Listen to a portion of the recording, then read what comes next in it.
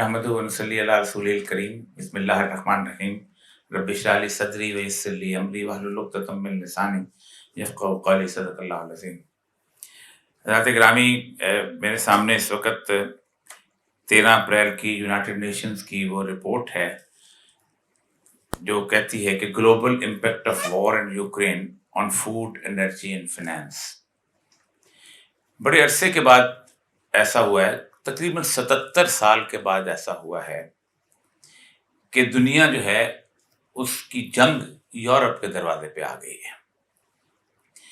आखिरी जब 1945 में सेकेंड वर्ल्ड वॉर ख़त्म हुई थी तो 2 एहतियातें की थी उन्होंने। एक तो ये था कि उनको ये पता था कि अब लोगों को ताकत के ज़ोर से हम नीचे नहीं रख सकते, ज़ेरे नगी नहीं कर सकते, तो उन्होंने एक इकोनॉमिक सिस्टम जो है वो, उसके ऊपर बहुत दफ़ा मैंने डिस्कशन किया है कि एक इकोनॉमिक सिस्टम उन्होंने बना लिया था जिसको वर्ल्ड बैंक और IMF कहते हैं, और पेपर करेंसी और सारे सिस्टम के तहत।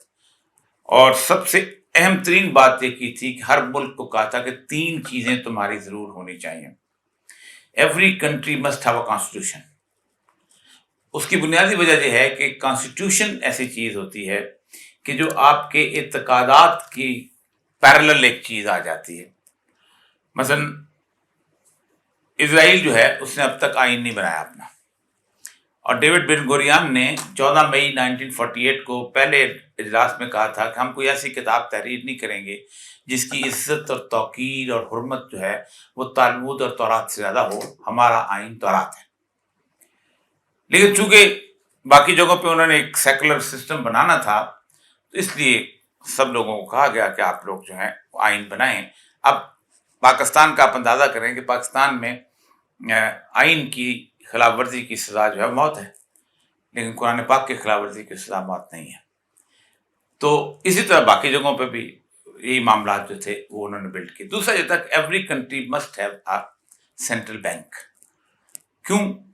उस बैंक की एक, जिसे कहते हैं, एक करेंसी नोट होगा, और वो करेंसी नोट के हिसाब से वो पूरी दुनिया को गवर्न करेंगे।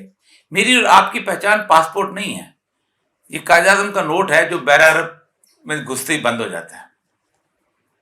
वो कहते हैं नहीं, इसकी इतनी औकात है कि तुम कराची के साहिल तक इसको रख सकते हो, उसके बाद जब तक तुम इसके इवज जॉर्ज वाशिंगटन की तस्वीर वाला डॉलर नहीं लेके आओगे तुम आगे नहीं बढ़ सकते। उसको कहते हैं स्टैंडर्ड करेंसी, जो कि गोल्ड के बराबर होती है।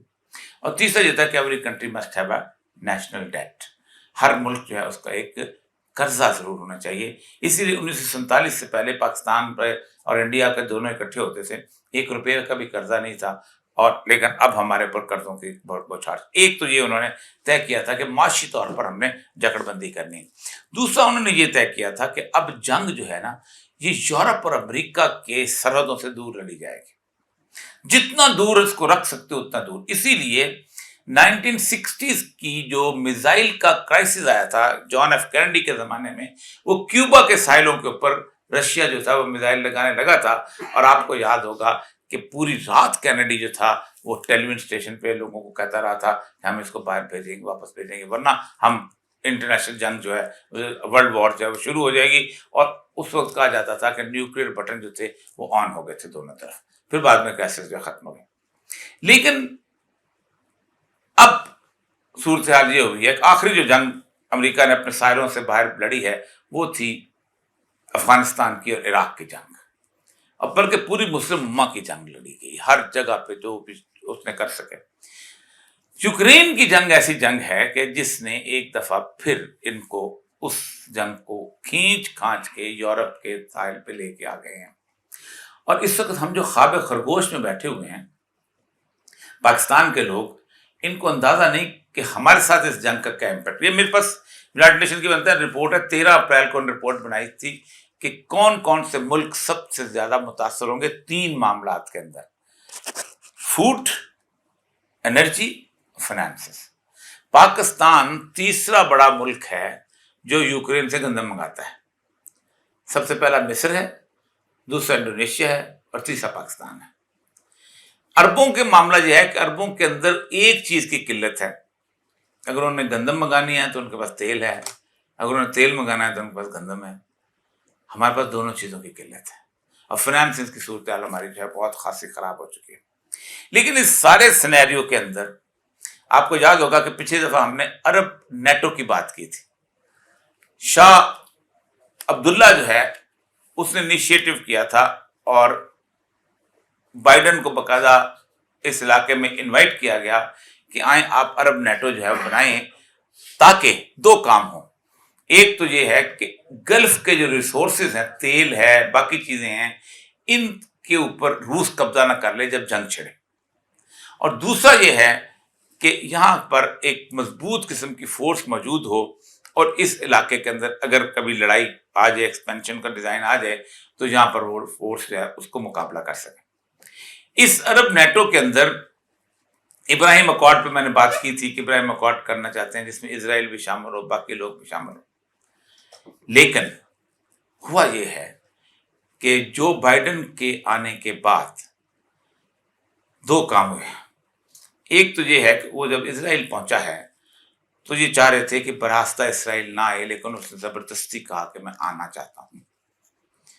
दूसरा ये हुआ कि उसने खुद इजराइल के अंदर ये किया कि जब वो यरूशलेम में गया, ईस्ट यरूशलेम, तो उसने अपने जहाज के उसके गाड़ी के ऊपर जो इजराइल का झंडा लगा हुआ था वो उतार दिया ताकि अरब खुश हो जाए, लेकिन अरब खुश नहीं हुए।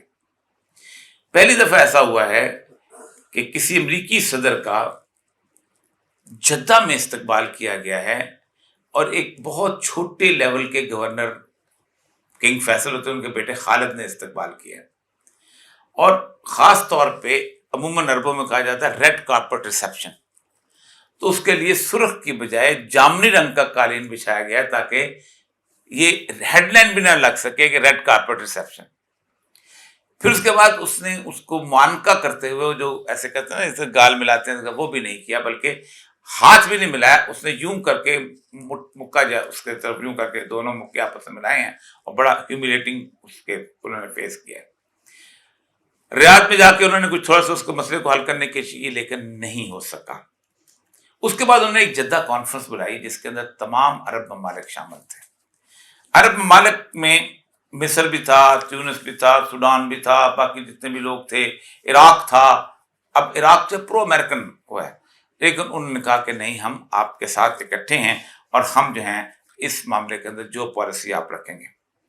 यहां पर सिनेरियो ये बन रहा है कि इस जंग ने अब आगे बढ़ना है और रशिया ने अपनी पहली स्टेप जो अपने लिया है वो ये लिया है कि उसने इस बहाने से कि हम पाइपलाइन जो है वो उसको खराब रिपेयर कर रहे हैं, उसने गैस बंद कर दी है।